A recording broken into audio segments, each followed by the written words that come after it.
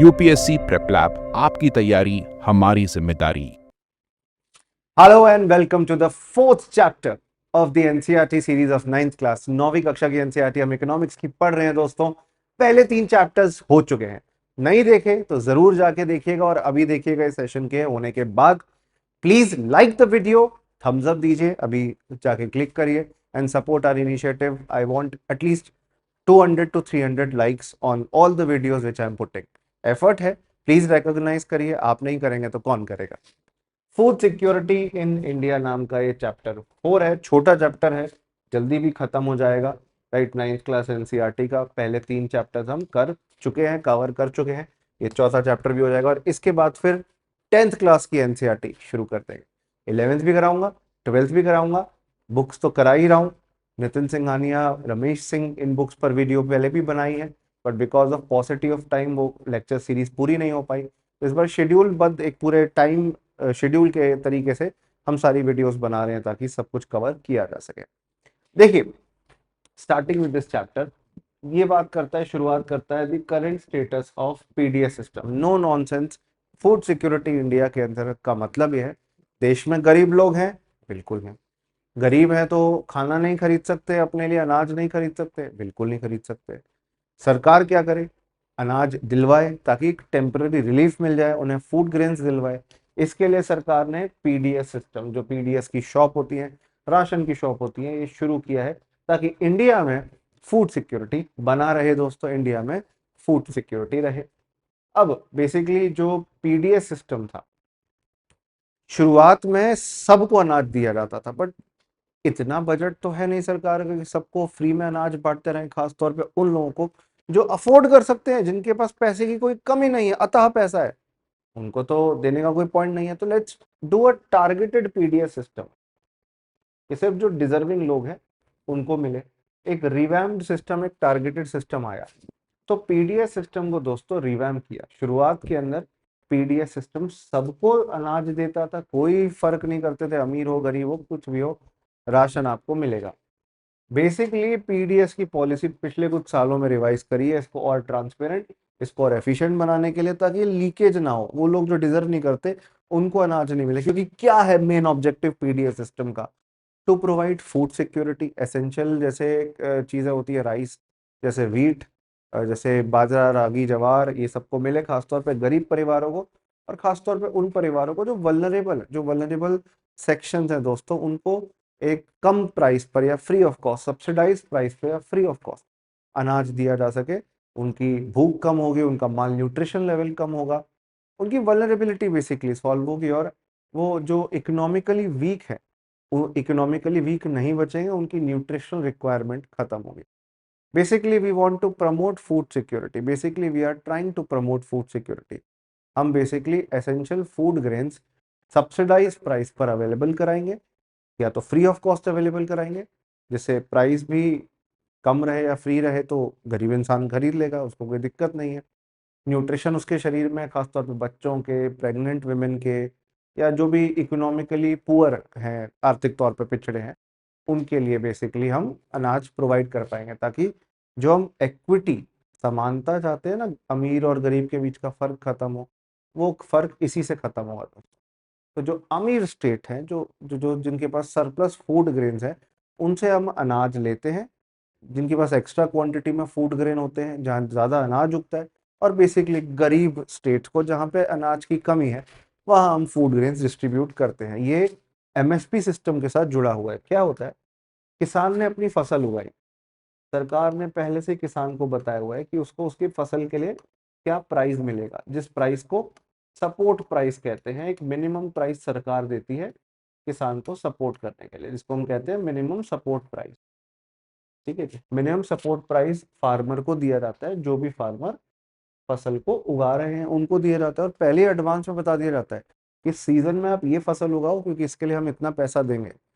आपको गारंटी मिलेगा, मार्केट में नहीं बिक पा रहा, कोई बात नहीं, हम है ना, आपको एक अच्छा खासा एक रिमनरेटिव प्राइस, अफोर्डेबल प्राइस दिया जाएगा, जिससे आपको नुकसान ना हो, नुकसान से बचा लेंगे। किसान के पास सेफ्टी सिक्योरिटी गारंटी हो गई कि सरकार तो खरीद ही लेगी, अगर मैं मार्केट में नहीं भी बेच पाया तो सरकार इस मिनिमम सपोर्ट प्राइस से फूड ग्रेन्स लेती है, और ये फूड कॉरपोरेशन ऑफ इंडिया के गोदाम में जाता है। एक्चुअली ये जनता से प्रोक्योर करने का काम, प्रोक्योरमेंट का काम,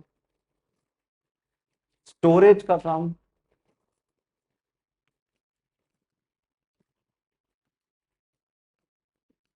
डिस्ट्रीब्यूशन का काम, ये सब फूड कॉरपोरेशन ऑफ इंडिया करता है। गोदाम में food corporation of India store करता है, जनता में food corporation of India distribute करता है, पब्लिक से फूड कॉरपोरेशन ऑफ इंडिया खरीदता है। तो प्रोक्योरमेंट, स्टोरेज एंड डिस्ट्रीब्यूशन का काम, ये सारा काम फूड कॉरपोरेशन ऑफ इंडिया करता है, ताकि एग्रीकल्चर प्रोडक्शन जो है वो हमारे देश में होता रहे, और फिर ये स्टेट्स को दे दिया जाता है। पब्लिक से लिया एफसीआई ने, फूड कॉरपोरेशन ऑफ इंडिया ने, इंडियन स्टेट्स को दे दिया जाएगा। जो स्टेट से प्राइस चार्ज किया जाएगा उसको सेंट्रल इशू प्राइस कहते हैं। सेंट्रल गवर्नमेंट इस प्राइस पे स्टेट्स को अनाज देती है, और फिर स्टेट्स उस अनाज को अपनी पीडीएस या एफपीएस शॉप से, पीडीएस का मतलब है पब्लिक डिस्ट्रीब्यूशन सिस्टम, एफपीएस का मतलब है फेयर प्राइस शॉप्स, इनके माध्यम से गरीबों में राशन बांटती है। राशन कार्ड जिनके पास होता है उनको मिलता है, और फिर वो गरीब का पेट भर पाता है राशन। हम कई जगहों पे मिट्टी का तेल भी देते हैं, केरोसिन जिसको कहते हैं, वो भी दिया जाता है दोस्तों। कई जगहों पे सिर्फ गेहूं, चावल और अनाज ही दिया जाता है। ठीक है ना।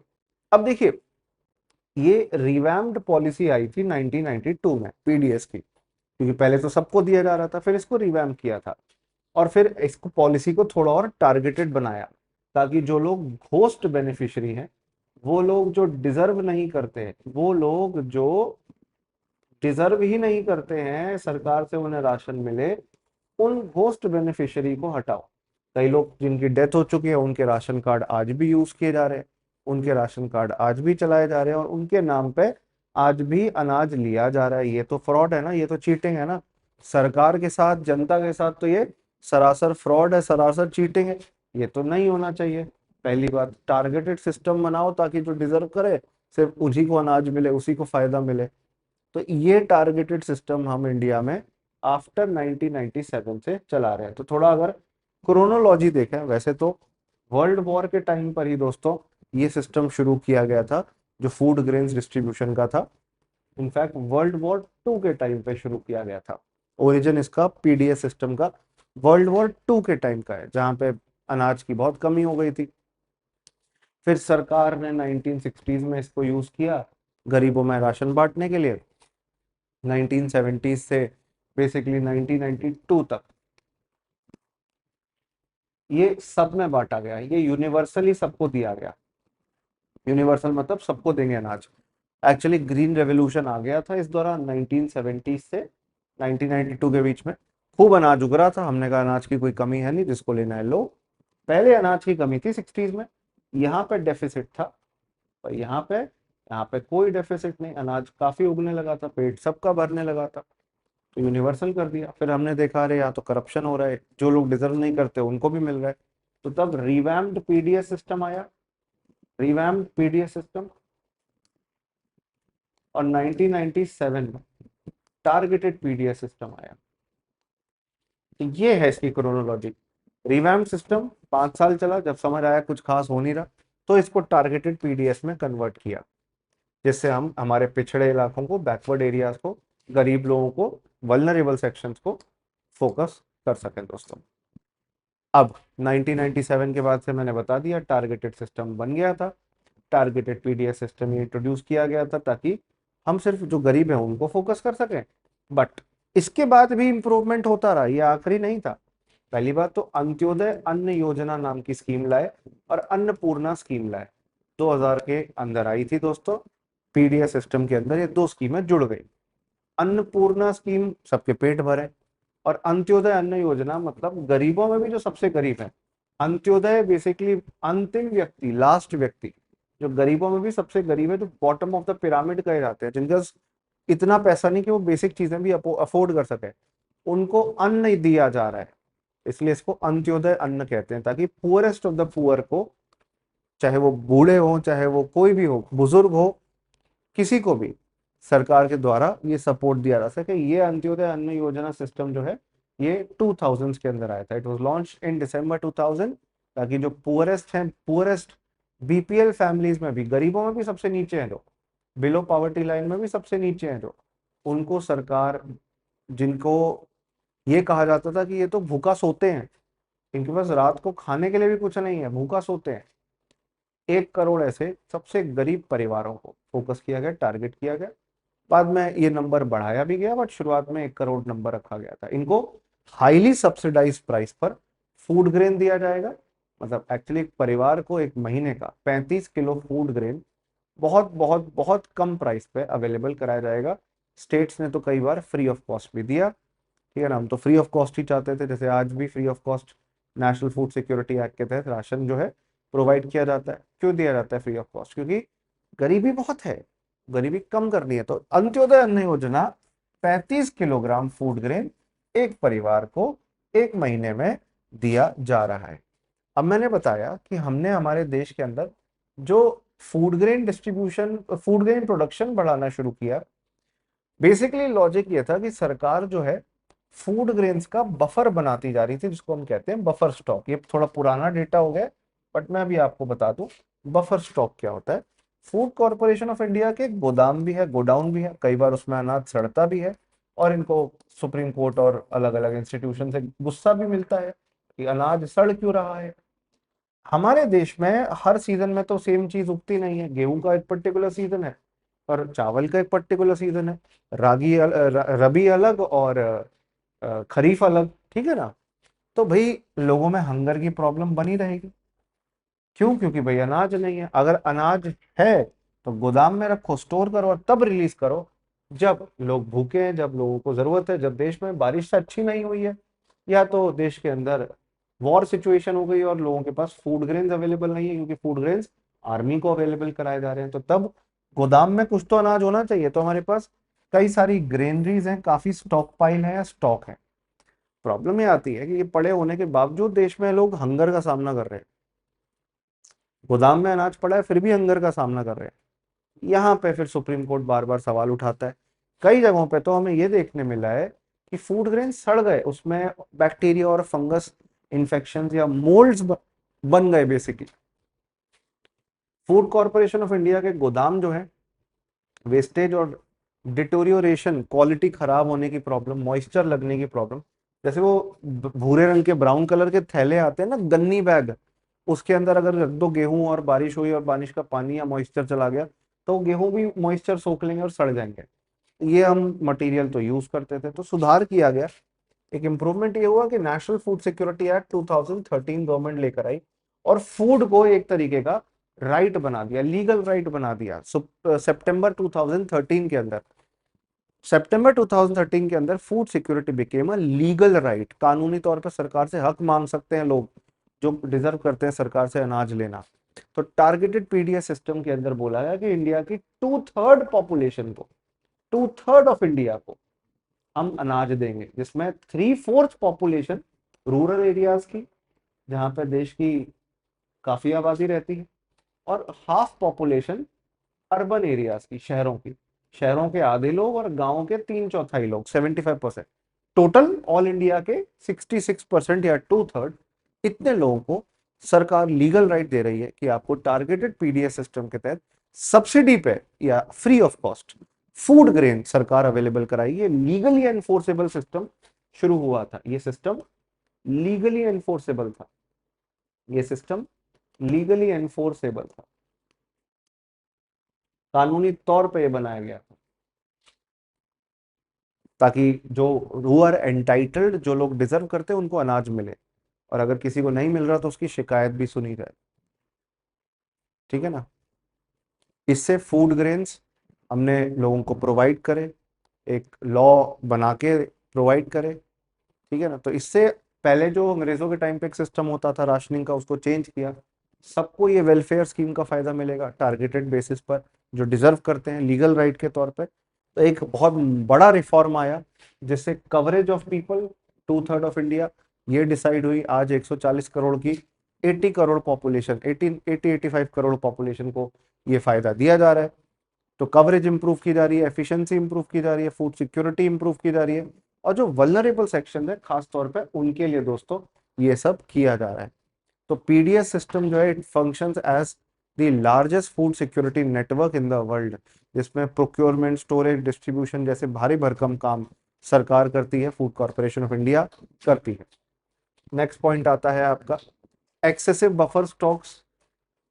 सरकार कई बार बहुत ज्यादा बफर स्टॉक बना लेती है और अनाज सड़ रहा होता है, उसको कहीं यूज कर लो ना, उसको एक्सपोर्ट कर दो, कुछ इस्तेमाल कर लो या फ्यूचर के लिए सेफ जगह स्टोर करके रखो। There is a consensus that maintaining high level of buffer stock is undesirable.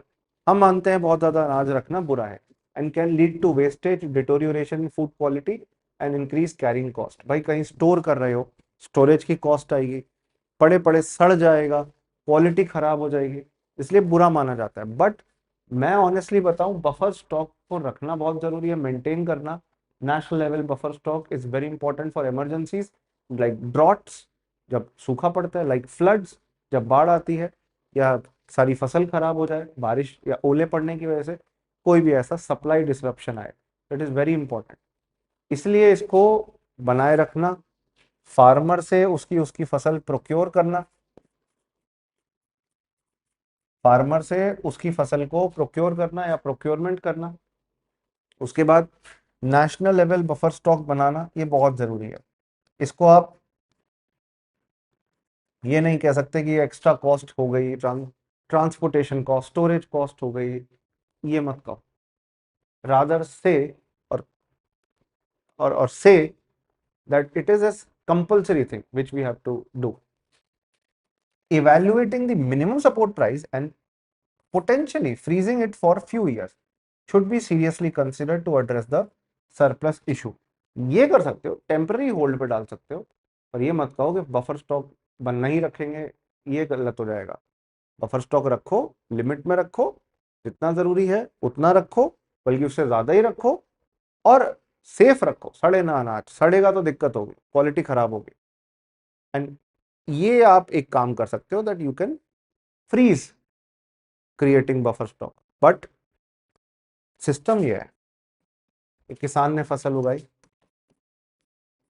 अब सरकार उसका सहारा है, सरकार उससे अनाज खरीद ले, वो सरकार के सहारे बैठी है, तो सरकार को मजबूरी में खरीदना ही पड़ेगा, प्रोक्योरमेंट करना ही पड़ेगा फूड ग्रेन्स फार्मर से एमएसपी देकर, ताकि फार्मर के पास एक स्टेबल या एक अश्योर्ड या एक गारंटी या एक सिक्योर्ड इनकम आ सके। फिर बफर स्टॉक सरकार को रखना पड़ेगा, सरकार की मजबूरी है, स्टोरेज करना पड़ेगा। फूड कॉर्पोरेशन ऑफ इंडिया के गोदाम के अंदर ये रखा जाता है, बाद में जाके स्टेट डिपोस को दे दिया जाता है। स्टेट के भी अनाज के डिपो होते हैं दोस्तों, वहां पे फिर ये सप्लाई कर दिया जाता है, ताकि राउंड द ईयर, साल भर तक कंटिन्यूअसली राशन स्टेट्स के पास बना रहे। प्राइस भी इससे कंट्रोल में रहेगा, प्राइस भी, भाई महंगाई कब बढ़ती है? जब मार्केट में राशन ना हो। सरकार के गोदाम में राशन पड़ा है, जब जरूरत पड़े निकाल के दे देंगे, तो राशन के दाम नहीं बढ़ेंगे, तो महंगाई कंट्रोल में रहेगी दोस्तों। और फूड सिक्योरिटी हमारे देश में गरीब लोगों के लिए, जो बिलो पॉवर्टी लाइन है, जो अंत्योदय है, सबकी गरीबी कंट्रोल में रहेगी। फूड एक्सेस तो एटलीस्ट सबको देंगे। और फूड कहाँ कहाँ अवेलेबल हो रहा है? मिड डे मील में, जो बच्चे स्कूल जाते हैं उन्हें फूड मिलता है। इंटीग्रेटेड चाइल्ड डेवलपमेंट स्कीम में छोटे बच्चों को, ठीक है ना, 6 साल तक के बच्चों को अनाज मिलता है उनकी खुराक के लिए, न्यूट्रिशन के लिए। पोषण अभियान के तहत न्यूट्रिशन को बनाने के लिए सरकार अनाज देती है प्रेग्नेंट महिलाओं को, और जो मदर्स ब्रेस्ट फीड करती हैं, लैक्टेट करती हैं, उनको राशन दिया जाता है, गरीब परिवारों को राशन दिया जाता है, अफोर्डेबल प्राइस पे ये सब अवेलेबल कराया जाता है, so that we can fight hunger.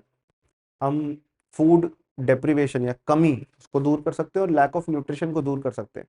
खासतौर पे वीकर और मार्जिनलाइज कम्युनिटीज, दलित कम्युनिटीज, खासतौर पे इनको, वल्नरेबल सेक्शंस को। और ये अभी नहीं समझ आ रहा होगा तुमको फायदा, जब कभी डिजास्टर आया देश में, पैंडेमिक आया, कोई इकोनॉमिक क्राइसिस आई, तब बहुत इंपॉर्टेंट होता है। इसलिए अच्छी क्वालिटी के फूड ग्रेन्स मेंटेन करके रखना बफर स्टॉक में बहुत जरूरी है। सरकार रोक नहीं सकती, चाहे हम कुछ भी कह लें, दिस सिस्टम इज कंटिन्यूइंग। बस इसको और एफिशिएंट, रिफाइंड और करप्शन फ्री बनाना वो जरूरी है।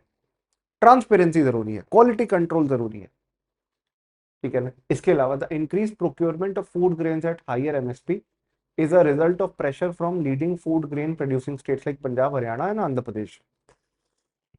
पंजाब, हरियाणा और आंध्र प्रदेश में अवेयरनेस बहुत है फार्मर्स में, वो खूब अनाज उगाते हैं। जब वो खूब अनाज उगाते हैं तो सरकार को एमएसपी पर अनाज दे देते हैं, सरकार को जब वो एमएसपी पे अनाज दे देते हैं तो सरकार को मजबूरी में खरीदना भी पड़ता है। स्टेट्स का प्रेशर है, पॉलिटिकल प्रेशर कह लो, यहाँ के किसानों की डिपेंडेंसी कह लो, कुछ भी कह लो।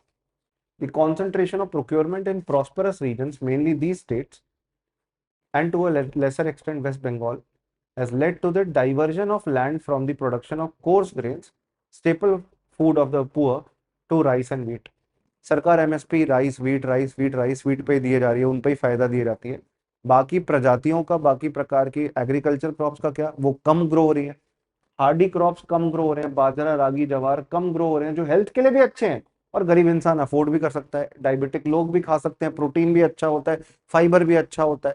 पर नहीं, हमको तो गेहूं चावल ही खाने हैं, उसकी डिमांड भी ज्यादा रहती है, उगाते भी किसान वही है। इसके लिए उगने वाली जमीन को भी अब गेहूं और चावल के लिए हम यूज कर रहे हैं। तो this shift in production has been induced by a higher MSP for rice and wheat. इसकी वजह से राइस और व्हीट के लिए एमएसपी भी दिया जाता है, और ये पॉलिटिकल रिक्वायरमेंट भी बन गया है। इस किसानों को खुश करने के लिए एमएसपी फिर सरकार बढ़ाती रहती है हर साल। जब इसका एमएसपी बढ़े जा रहा है हर साल, मतलब मिनिमम सपोर्ट प्राइस, वो पैसा जो सरकार किसान को देती है, किसान को हर साल बढ़ बढ़ के मिल रहा है, किसान तो खुश है, फिर वो यही उगाएगा ना, फिर वो और कुछ क्यों उगाएगा। Cultivation of rice in particular has resulted in intensive water utilisation.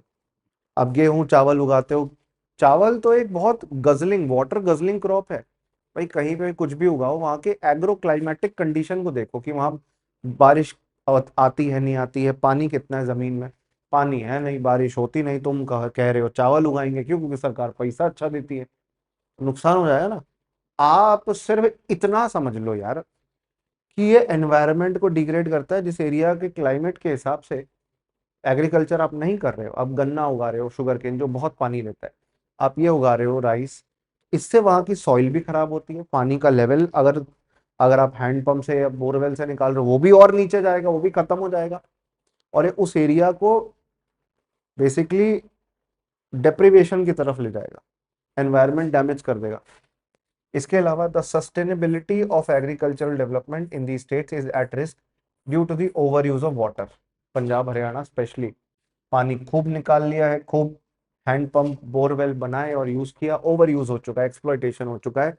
ये नेशनल हाइड्रोलॉजी रिपोर्ट है दोस्तों, भारत सरकार की नेशनल हाइड्रोलॉजी रिपोर्ट।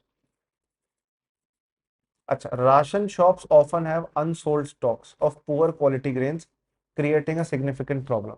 राशन की दुकानों पे अनाज पड़ा हुआ है जो बिका नहीं था, अब वो पड़ा ही हुआ है, वो सड़ जाएगा पड़े पड़े, क्योंकि लीकेज बहुत होते हैं। अराउंड 28% लीकेज होता है पीडीएस के अंदर, जिसकी वजह से लगभग 70,000 करोड़ का सालाना सरकार को लॉस हो रहा है। ये गवर्नमेंट का डेटा है। तो एक ये सबसे बड़ी इनएफिशिएंसी है। दूसरी इनएफिशिएंसी है कि क्वालिटी फूड ग्रेन्स तो सारे निकल जाते हैं, खराब क्वालिटी वाले पड़े रहते हैं और वो सड़ते हैं पड़े पड़े।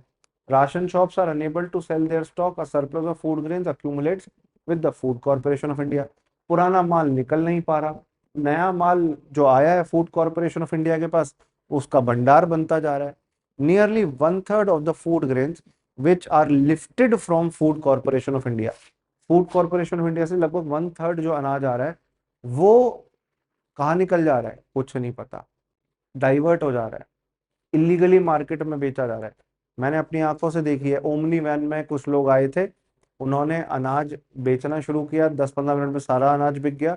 वो पीडीएस वाला अनाज था जो सरकार फ्री में बांटती या सस्ती कॉस्ट पे बांटती, उन्होंने वो निकाला हुआ था वहां से, जिसको 5 किलो देना था उसको 4 किलो दिया, 1 किलो बचा लिया। ऐसे 1,000 लोगों से 1-1 किलो बचाया तो 1,000 किलो तो यही हो गया। तो आके बेचते थे और मार्केट में हाफ रेट पे लोग खरीदते थे। ठीक है ना, मैं खरीद लूँ, मुझे आप 20 रुपए किलो का अनाज अगर 10 किलो पे दोगे, अगर गरीब नहीं हूँ और मैं अगर सरकार से जाके राशन ना लूँ, और भले ही अगर मैं गरीब भी हूँ, अवेयरनेस की कमी है, मुझे तो पता नहीं सरकार ऐसा कुछ राशन दे रही है, या मैं अवेयर भी हूँ, तो भ्रष्टाचार इतना है कि दुकान पे जा रहा हूँ, बोर्ड लगाया हुआ है राशन नहीं है कल आना, तो मैं क्या करूंगा? हाफ रेट वाला खरीदूंगा कि नहीं खरीदूंगा?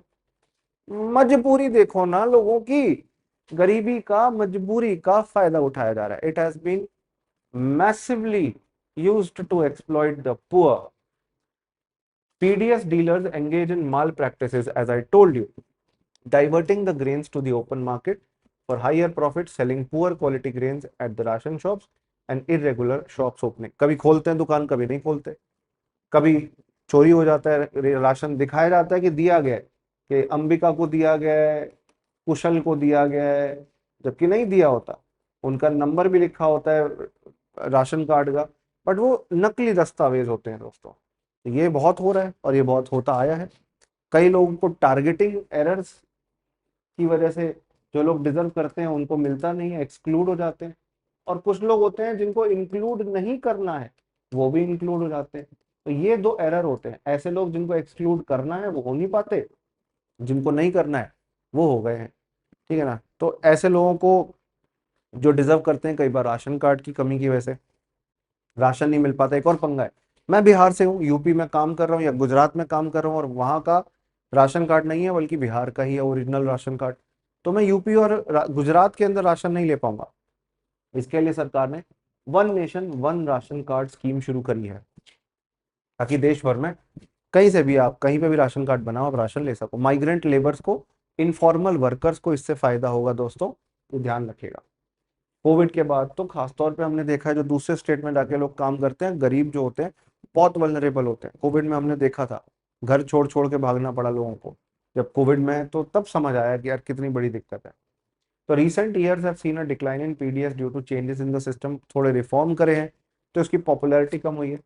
Every family regardless of income had ration card with fix quota of item sold at the same low price. सबको मिलता था पहले, अब लिमिटेड कुछ ही लोगों को दिया जाता है।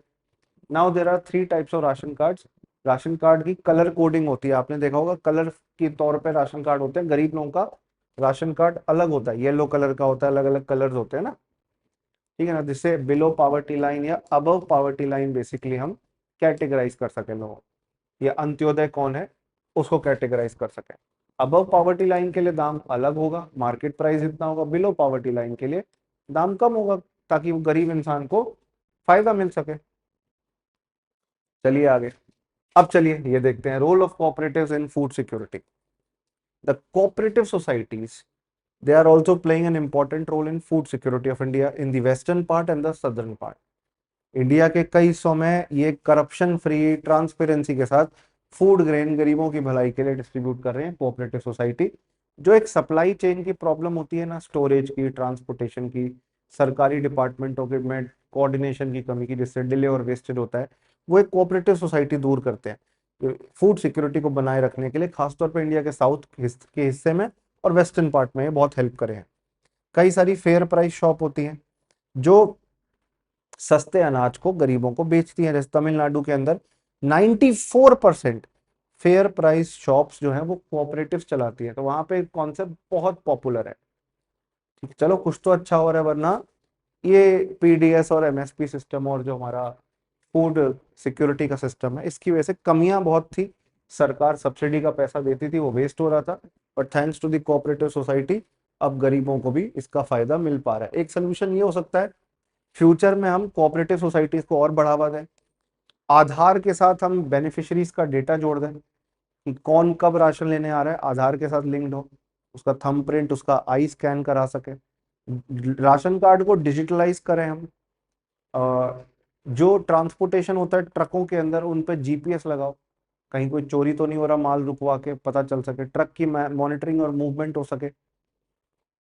ये सब डिजिटलाइजेशन का काम, स्मार्ट राशन कार्ड बनाना, फोन पे एसएमएस आ जाना कि आपने राशन इस तारीख को इतने बजे इस दुकान से लिया, ये जरूरी है। इससे अवेयरनेस फैलेगी, इससे जिन जिन की शिकायतें हैं, ग्रीवेंसेस हैं, वो दूर हो पाएगी और ट्रांसपेरेंसी बढ़ेगी और जनता भी जवाबदेही मांग पाएंगे। एक और चीज हो सकती है, जैसे अमेरिका में होता है फूड स्टैम्प सिस्टम।